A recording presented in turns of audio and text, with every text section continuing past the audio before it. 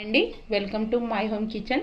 ఈరోజు మనం మైసూర్ పాక్ ఎలా చేయాలో ఒక కప్పు శనగపిండి మిక్సింగ్ బౌల్లోకి తీసుకుందాం. వెలిగించుకొని స్టవ్ పైన ప్యాన్ పెట్టుకుందాం.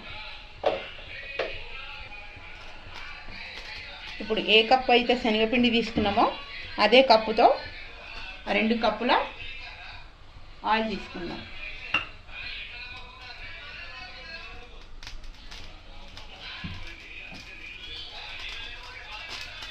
ఫ్లేమ్లో హీట్ చేసుకుందాం.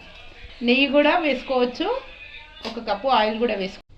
ఇప్పుడు ఈ కప్పటి శనగపిండిలో కొంచెం ఆయిల్ వేసి, గోరువెచ్చగా ఆయిల్ అవుతుంది, ఆయిల్ వేసి కొంచెం మిక్స్ చేసుకుందాం. ఈ పిండిని జల్లెడ పట్టుకోవాలి. ఇలా చేయడం వల్ల పిండి ఉండలు రాకుండా ఏదన్నా ఉంటే కూడా వెళ్ళిపోతుంది.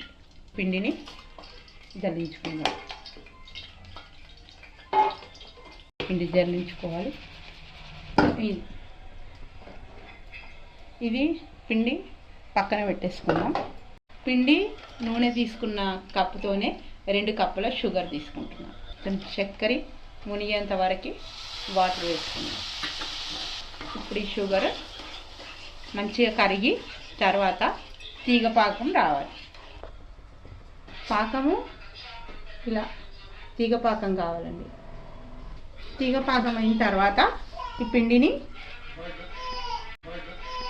వేసేసుకొని కలుపుకోవాలి. మంచిగా ఉండలు లేకుండా కలుపుకోవాలి. ఆయిల్ కొంచెం కొంచెం వేసుకుంటూ కలుపుకోవాలి.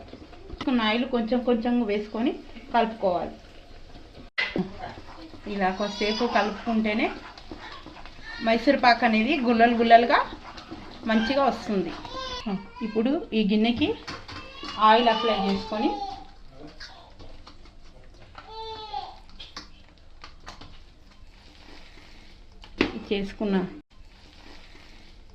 చేసుకున్న మైసూర్ పాక్ ఇందులో వేసేసుకుందాం.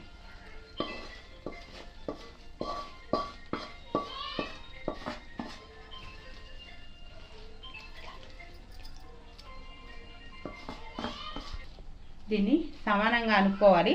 ఎక్కువ గట్టిగా ప్రెస్ చేయొద్దు.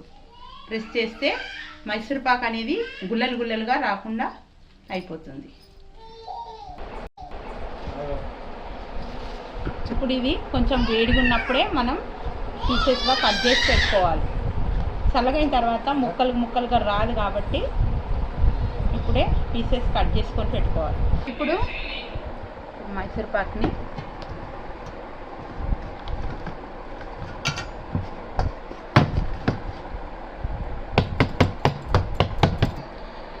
మైసూర్ పాక్ రెడీ అయిపోయిందండి. ఇలా గుల్లలుగా మంచిగా వచ్చింది, పర్ఫెక్ట్గా మైసూర్ పాక్.